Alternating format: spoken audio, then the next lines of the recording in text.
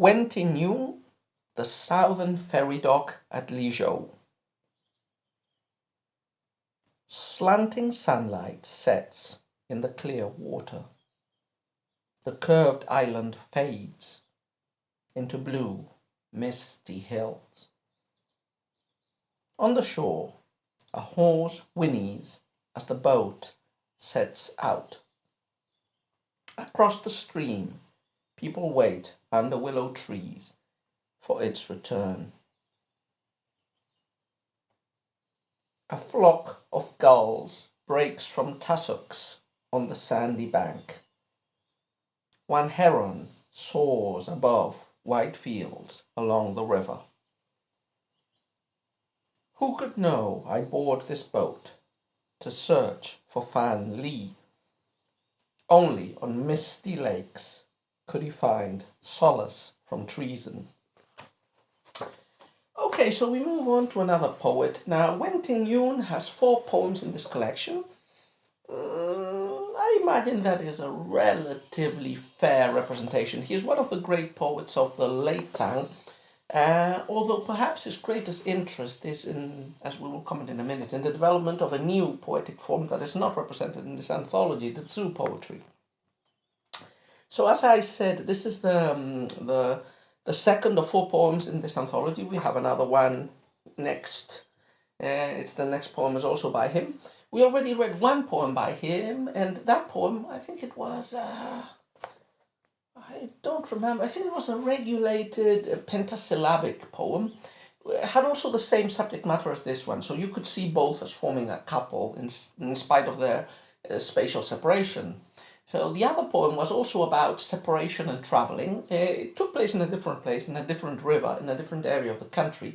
But it was a pretty exemplary piece of that type of genre, of the travel poem, in which the poet describes the landscape and describes the sadness, which in almost all classical Chinese poetry is attendant on traveling, on being far from one's roots or from the capital. Now this poem is exactly in the same vein. The main topic of this, the Southern Ferry Dock at Lizhou, is traveling. In the other poem, the poetic persona was was not the person that was parting in a boat himself. He was in the land, saying goodbye to a friend. In this case, it's the other way around. In this case, the poetic persona is the one that is traveling in the boat. We get a description of the landscape that surrounds the water and the boat. We get another sub-theme, though, here, beyond the main theme of traveling and the minor one of landscape description. We also get the retired life, which appears in the last couplet. The idea of abandoning the world. Okay, so very quickly, a short recap on Wen Tingyun, in case you don't remember what I said about him in what I think was the 160th recording. Now, Wen Tingyun is an important late Tang poet, so mainly flourished in the middle years of the 9th century, a time of decadence and decline for the dynasty, although still before its absolute collapse. He came from a well-off family.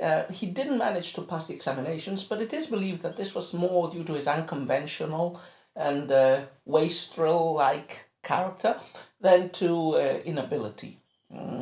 He was, a very unconventional poet who dwelled for a long time in, the pleasure quarters of the capital. And this isn't just a question of morality. This had important influences in his literary work. He would become the first important Tang poet to cultivate the Zhu genre. Now, the Zhu poetry was a poetry that was born in the pleasure houses and the sing-song quarters during the Tang. Some poets before Wen Tingyun had written Zhu poems, including Li Bai, for example, or Bai Juji. But he is the first one to really develop the form seriously. And he wrote at least 3 books on this. Unfortunately, only 70 poems in Zhu form have been preserved. But he was so important for the genre that the first important anthology of Zhu poetry from the immediately following dynasty, well, after a short interval, Hua Qianqi, Among the Flowers, includes him as the most representative. poet of the anthology, with those 70 poems that I've just mentioned. Now, apart from writing in the Zhu and dignifying the genre and giving it a new depth and profundity, he also wrote Shi. Most of his production, most of the preserved production that he wrote were Shi poems. I think he has at least 1,000.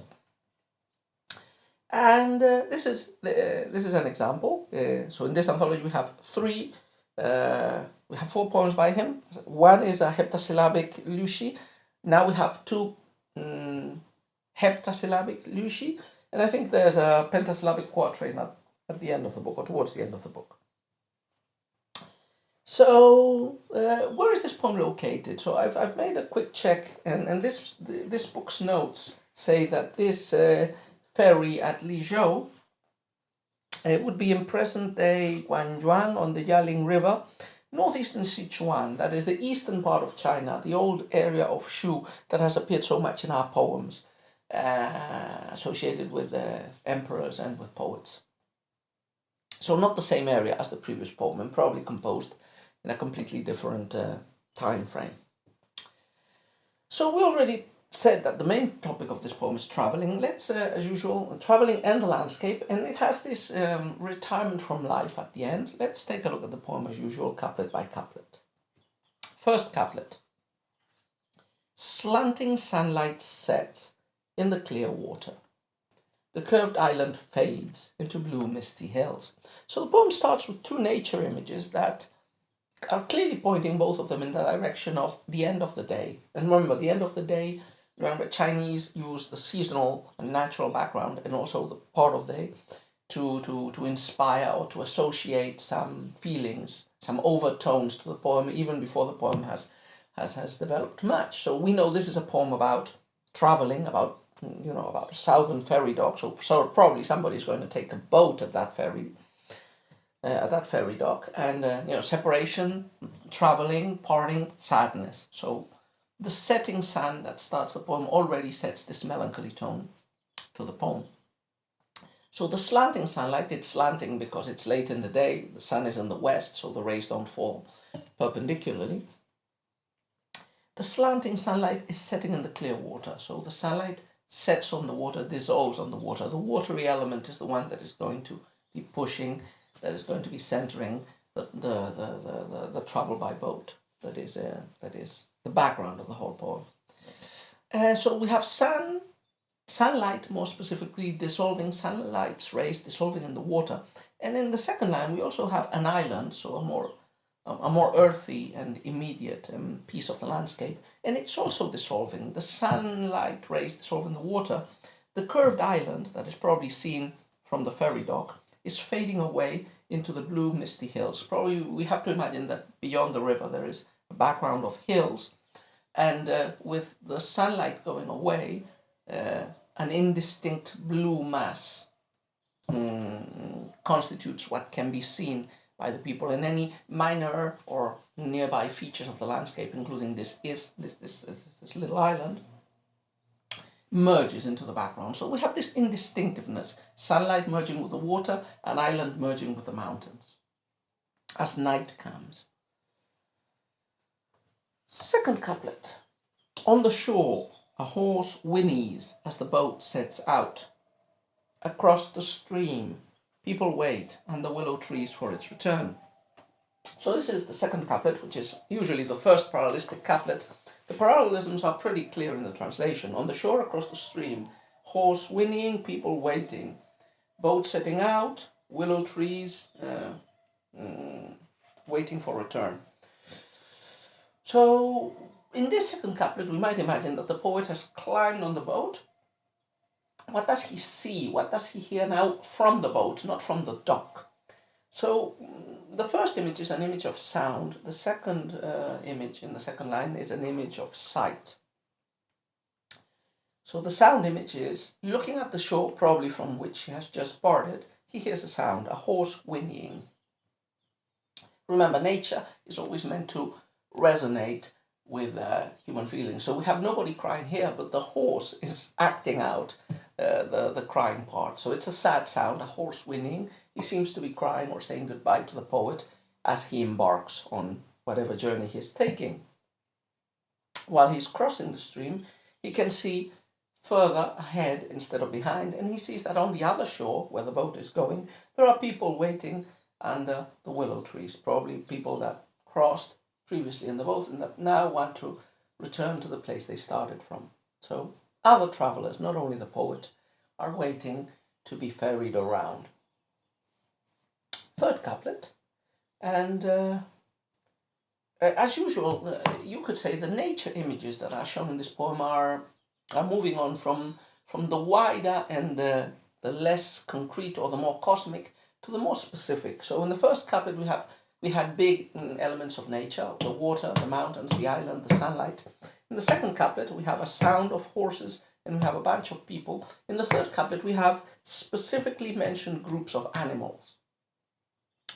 A flock of gulls breaks from tussocks on the sandy bank. One heron soars above wide fields along the river. So these, could be taken on the face of it, just images of animals that the poet is seeing from the boat. First, he sees a flock of gulls. They're breaking from tussocks. I had to check what tussocks were. I had never encountered this word. They're like these big, high clumps of grass. So out of these tussocks on the sandy bank next to the river, suddenly there's this flock of gulls coming out. And in the next line, one heron, it's an aquatic bird also, soars above wide fields along the river. So the two images of birds, even though they are contrastive, different types of birds, an individual versus a group, but the two images convey movement, like the gulls flying up and the heron soaring above in probably what would be a horizontal flight. The two images convey the traveler moving around. So these animals are a stand-in for the traveler himself, for the poet who is moving. Like the birds are moving, the birds are traveling, the poet is moving along with them. He is a traveler like the birds, so they are an echo, an overtone of his own nature as a traveler. You could perhaps imagine that the poet probably sees himself more represented in the solitary heron, because in travelers' poems, the poet likes to equate himself with a solitary bird that is alone. Okay, and finally, the last couplet, which is the one that introduces this new theme, which is the sadness of, not only the sadness of traveling, but the desire for quitting the world, for renunciation. Who could know I board this boat to search for Fan Li? Only on misty lakes could he find solace from treason. So this is a historical reference. Fan Li was a minister and advisor of the king of Yue, I think, in the Warring States period. And his events and those of the kingdoms of Wu and Yue were narrated in chronicles. Fan Li was a very important advisor in getting his king to defeat the rival king of Wu through his sage advice. But being Fan Li, as he was quite a smart guy, and being aware that a grateful king in victory can very easily turn into a resentful king after victory when he no longer has immediate use of your services, Fan Li, being such a smart guy, just after victory abandoned the kingdom of Yue and continued to live a prosperous and anonymous life far away from the court. Some say he became a merchant, an incredibly rich merchant selling goods up and down the rivers. But anyway, he became this stereotype, this image of the scholar official who is wise enough to quit office at the best possible moment and enjoy a peaceful and tranquil life after having succeeded as a civil servant. So here Wen Tingyun is obviously equating himself with Fan Li and saying, I am like this guy. The other people don't know it, but I'm boarding this boat in the same spirit as Fan Li. I want to abandon the world, and be safe from treason and plots and all the dangers that are concomitant to serving in office. So it's a relatively typical and predictable ending for a Tang poem. Remember, lots of Tang poetry of scholar officials ends with this yearning or with this explicit declaration of an intention to quit the world. Most of the time, we can say that these feelings are pretty conventional. Well, I think that if you analyze Wen Tingyun's biography, they probably are very conventional. I mean, he did not quit the world and become a hermit like Wang Wei.